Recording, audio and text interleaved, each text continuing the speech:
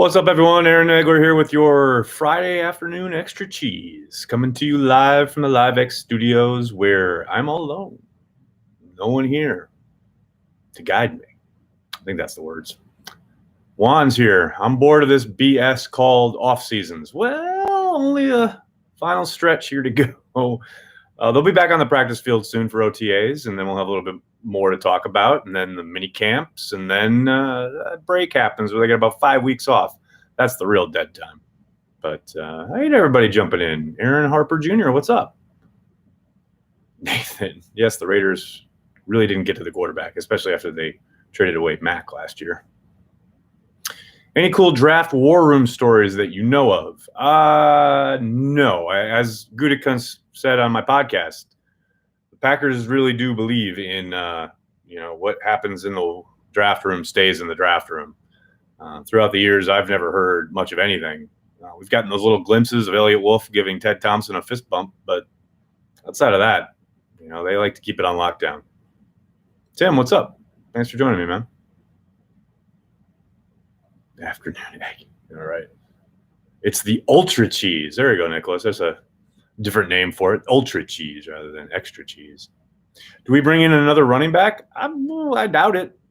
Perhaps if somebody twists an ankle or something, but I think they'll ride with what they've got right now.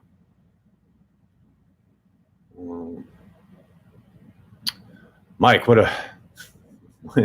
a dire question. Okay, Shopko is bankrupt. Which Wisconsin business do you want to see get a gate at Lambeau, Menards or Quick Trip? I vote Quick Trip. Well, Quick Trip already does. Quick Trip already, I think a year ago or 2 years ago, they took over one of the gates. So that's already there. As for who's going to take over the Shopko gate, I don't know. Maybe they'll have the Hinterland gate. We'll see. Or maybe they'll have the Leinenkugels gate. Packers fans greater than Browns fans. Dorsey's full of BS. Scott, it's just red meat for his base, right? I mean, of course he's going to say that. He works for the Browns.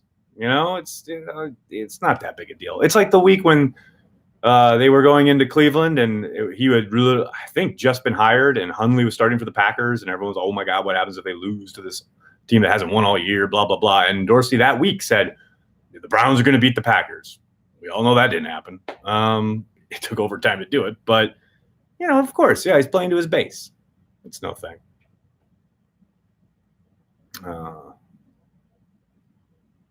Dan, Nags, what's this talk of Game of Thrones? I can say no more than what I have said in my tweet. Aaron Rodgers will be in Game of Thrones. How much do you think Russ Ball played into firing McCarthy before the end of the season? I would guess, and obviously I don't have any inside information here, but I really feel like that was Murphy's call. I don't think that was Russ Ball angling or lobbying for it. Clearly, there may have been bad blood there because, it has been reported multiple times that McCarthy was no fan of the idea of him becoming GM, and he made that known to Murphy. So along the way, may have Ball dropped a couple suggestions in Murphy's ear. Who's to say? Only those two gentlemen know. But, my hunch is that it was a Murphy call, a reactionary one at that, especially after the kind of listless, awful loss that they suffered that Sunday afternoon. Does MVS take the number 2 spot from Gmo? We'll see. We'll see what camp brings. I tend to think Geronimo will most likely be your number 2 as of week 1, but I think throughout the season, MVS will probably take over. His ceiling is much higher athletically, and I think he's just the potential to be a much more dynamic player. And that's not to take anything away from Geronimo, because I think he's going to be really productive, and it's going to be fun to watch in this offense. But ultimately, I think MVS is the one to watch there. It's simple. Murphy is the GM. Gutekunst is VP personnel. Just the titles are different. Murphy has the same power and structure that Thompson had. What's the big deal? Robert, that's not strictly true, though, because Thompson had power that Ball has taken over since Gutekunst was hired as general manager. So, well, I understand what you're saying. The power that Thompson had was complete, at least until they had to start helping him because his health was failing. Whereas nobody, even Murphy, in regards to selecting the roster, that's not Murphy's job. That's what Gutekunst does. Thompson did all of that. So I understand what you're saying, but and ultimately, if they don't win, obviously I think they'll be given more than 1 year. But if they don't win, and if they miss the playoffs for another season, the grumblings will get louder and louder about Mark Murphy. There's no question. I mean, he may have, he wanted to divide the power up, and he did that. But now there's no one else. The buck does indeed stop with him from now on.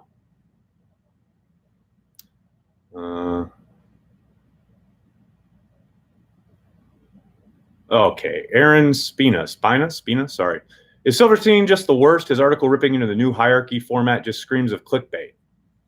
I vehemently disagree with that assessment. I thought it was well reported.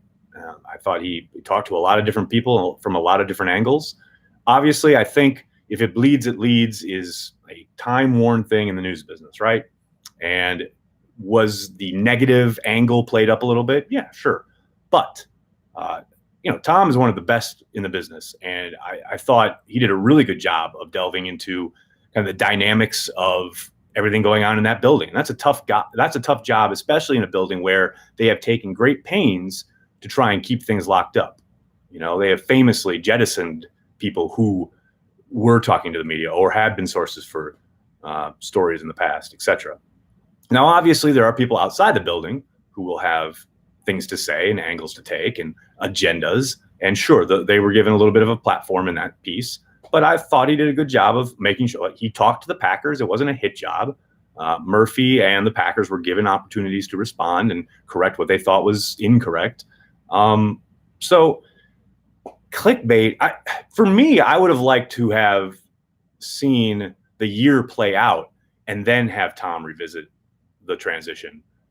Because then you would obviously have a little bit of a body of work to go off of. And some of those quotes could turn out to be pretty interesting down the road. But right now, we don't know anything.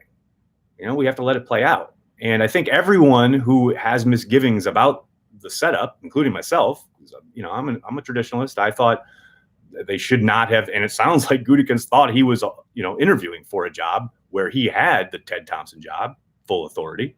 That's the way I've always preferred it. And I've always thought that was the best way to run an NFL franchise. Now, Murphy has made the call. We've got to let it play out. So someone was talking about the offseason being the worst earlier. Well, this is part of the problem is the NFL has ensured that we have 365 days worth of coverage. They are in the narrative all year long. Now, it's good and bad because it's good because people like us, we get to sit down and talk and have a good time shooting crap about the Packers. I mean, who doesn't like to do that, right? We all love talking about the Packers. It's why we're here. It's why I exist. It's why I have a job. But the problem is that because of that, the beast has to get fed. Content has to be created. And there's only so many times you can write about, Matt LaFleur's new offense or the new additions on defense.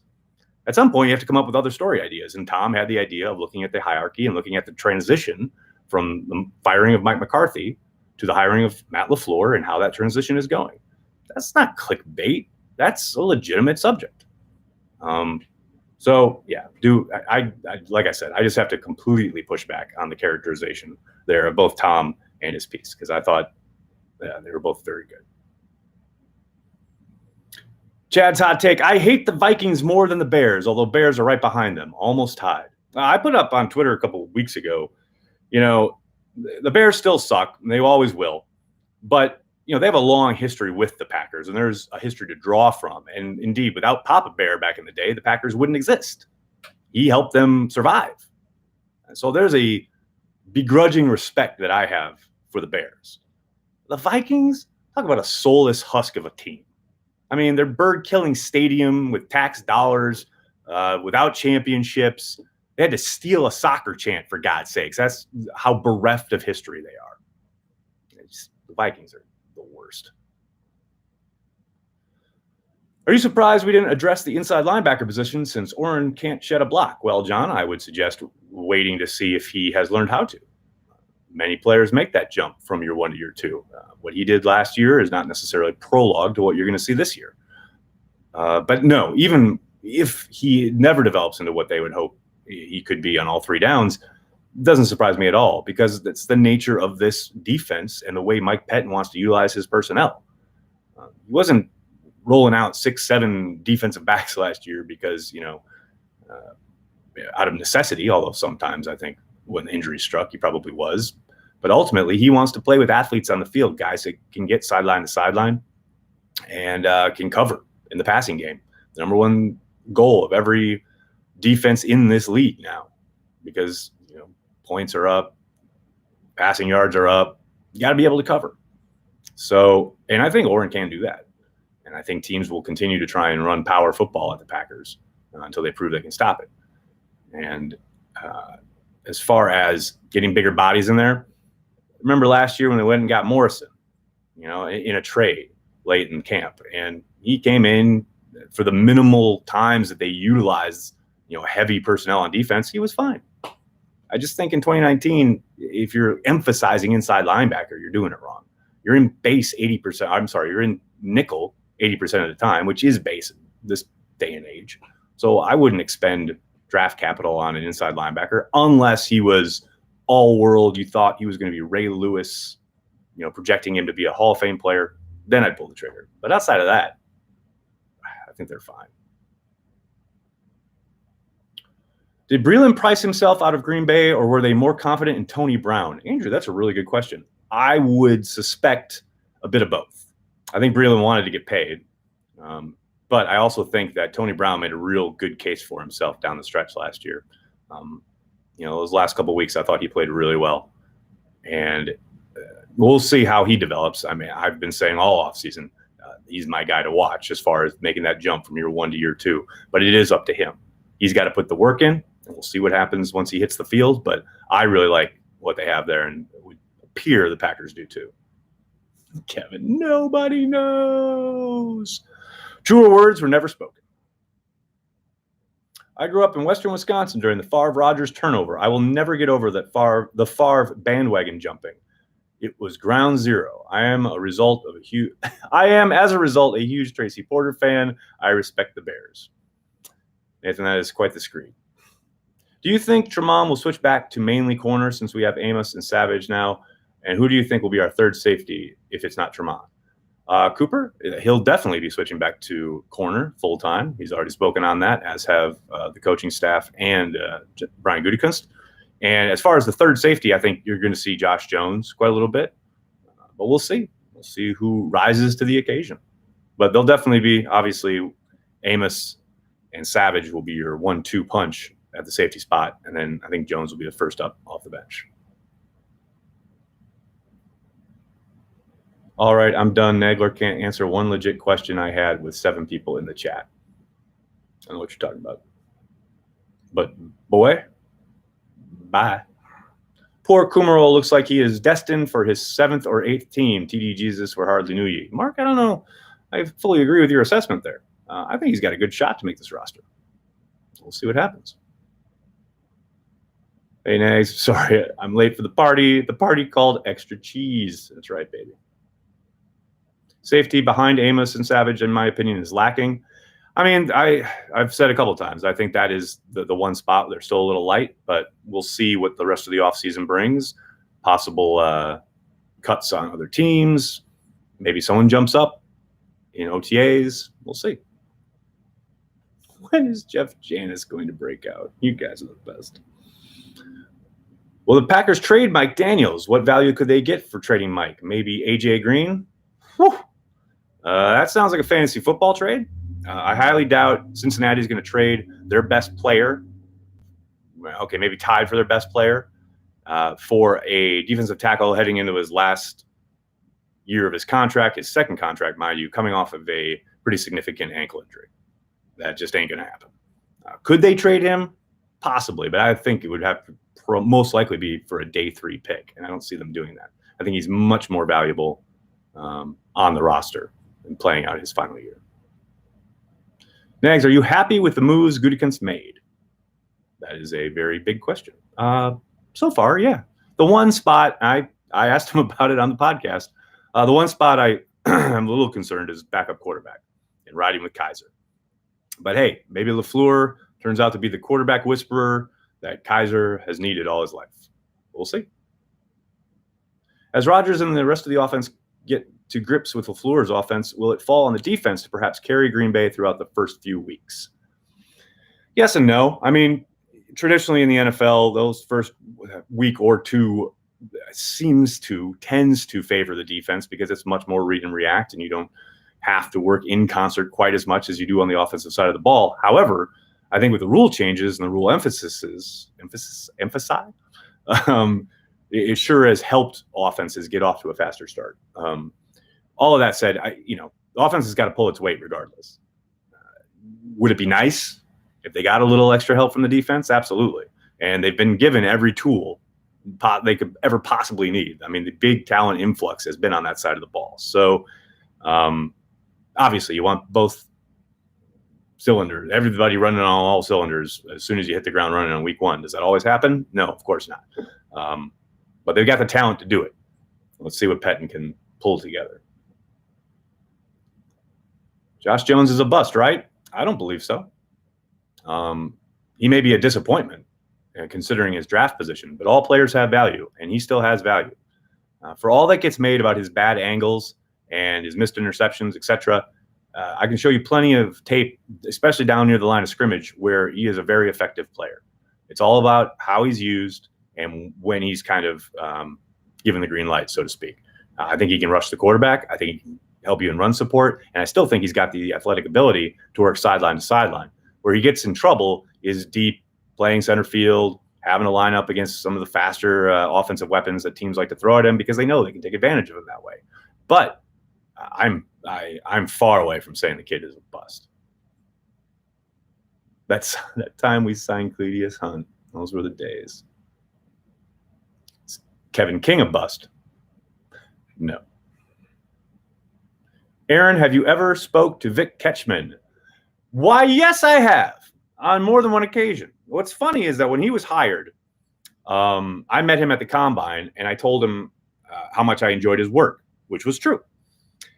And then Packer Transplants happens, as it does every football season. And, Corey got more ramped up about how much he hated Vic. And so then the next year when I got to the Combine, and I'll never forget, it was Gabrielle Dow, who is the VP of marketing. She was there with Vic, and I ran into them at I think it was the convention center, may have been a hotel lobby or something. But she said she was there with Vic, and she said, "Oh, Aaron, hi." I was hi. She said, "Do you know Vic?" I said, "Vic, yeah, we met last year. I know Vic. I love his work. We go way back." And Vic literally looked at me and went, "Hello," and walked away. And that was the last time I ever spoke to him. So we went from, "Oh yeah, I love your work. Great to meet you," blah blah blah. A year later, "Hello," and he walked away. Again, another instance of someone in the business being all mad at me because of something Banky said on our show. Story of my life. Ooh, Dabo. Darnell Savage equals Pro Bowler? We'll see. I mean, the ceiling's there, no doubt about it. He's got the tools. If he takes to Pettine's defense the way I think he will, yes. But we'll see. A lot of ball game left. Do I think Josh Jones could be a press man corner? No. Jerk. Yeah, that's me. I'm a jerk. Why not add Eric Berry to that room? I would tend to think it's probably about medical stuff, but who knows? They obviously have a lot more information than I do. More likely, we lead the league in sacks or interceptions? Sacks, definitely. I mean, this team was woefully short in coming up with the football in the interception department last year. Who are the best two guards, in your opinion, out of Lane, Turner, and Jenkins? Well, I got to see Jenkins play first. I mean, I've seen his college tape, but that doesn't mean a whole lot.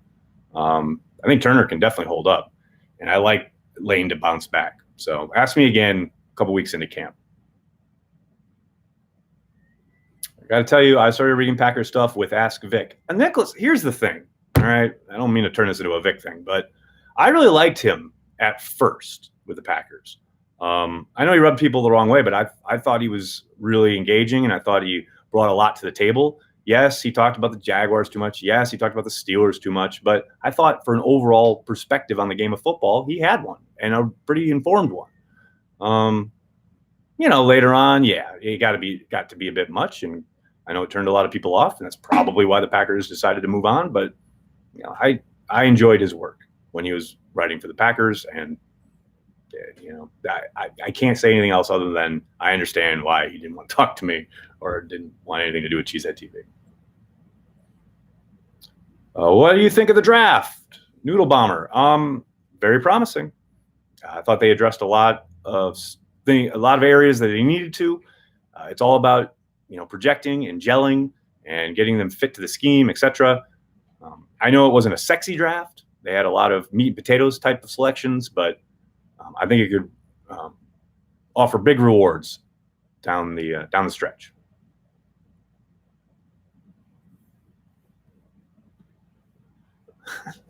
Now everyone's ripping on Vic in the comments. It's like I said, I don't want to turn into a Vic thing. Oh no, someone's in here spouting Jesus. Here, I'm going to tell you what I told my daughter this morning. As about devout atheist, I believe in the force, the connection between all living things, a hell of a lot more than I do about some God upstairs. There you go. There's your theology lesson for today. Will Gary have under 3 sacks or over 5? Over 5.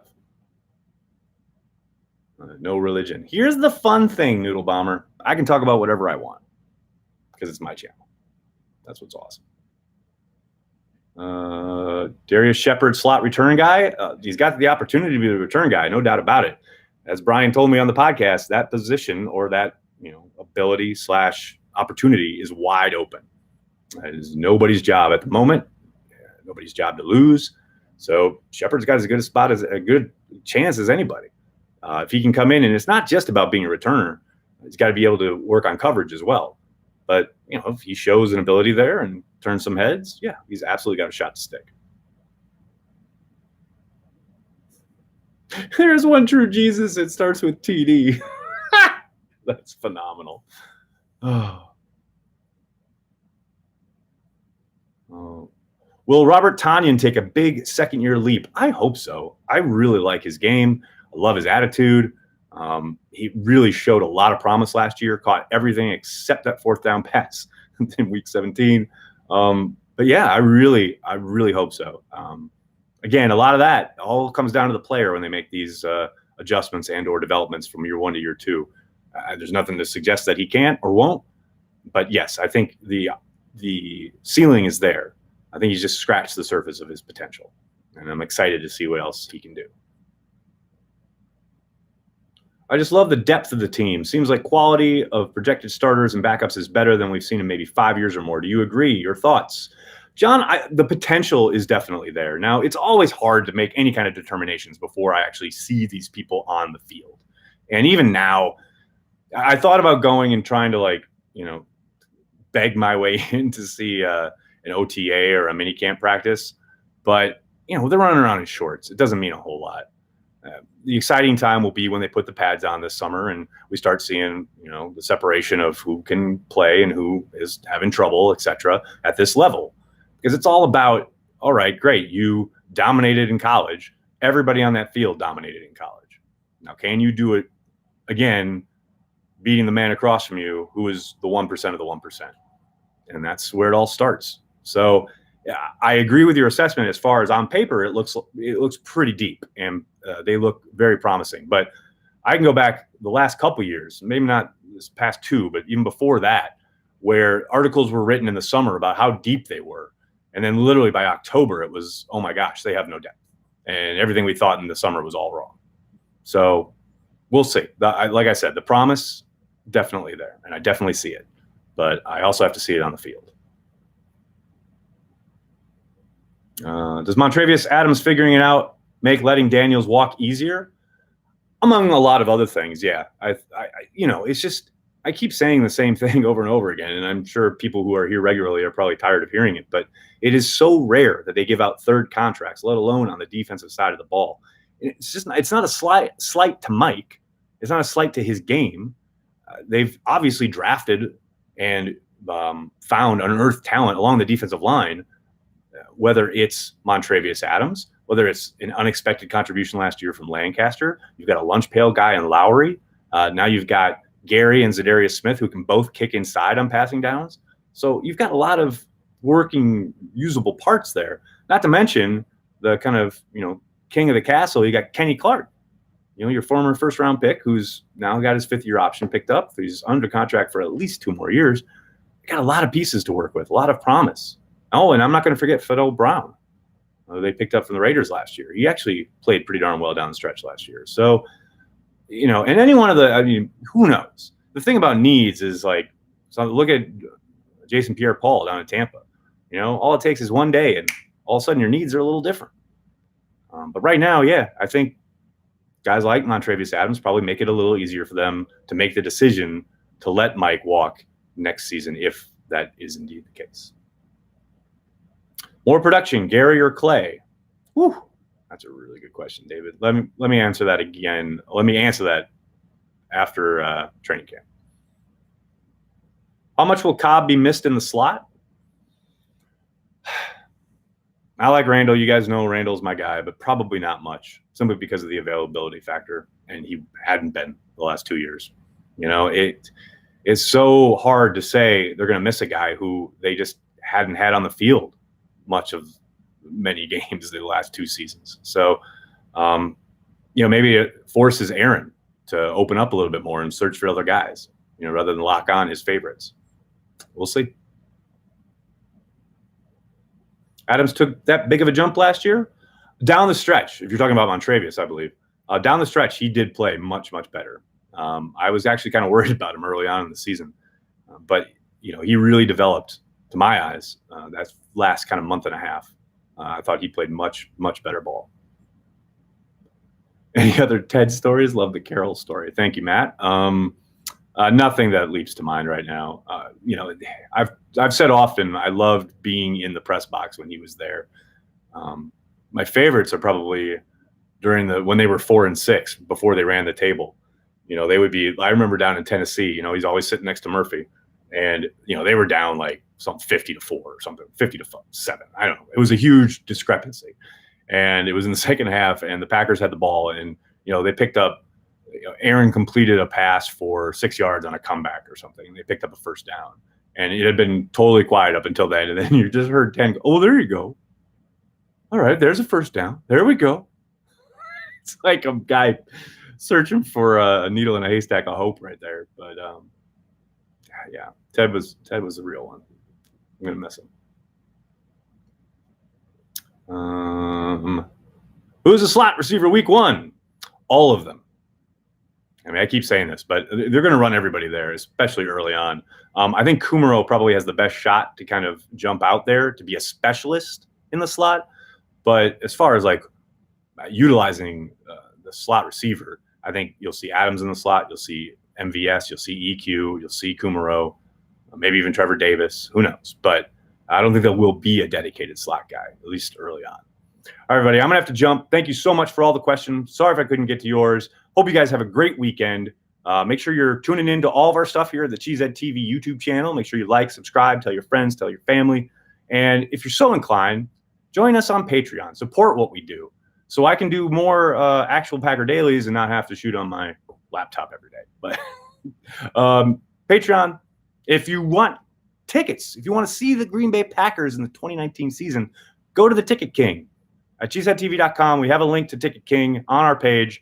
You can get tickets for all the games, home and away. Ticket King's been around since 1992. They have offices right across from Lambeau. They have all your Packer ticket needs taken care of.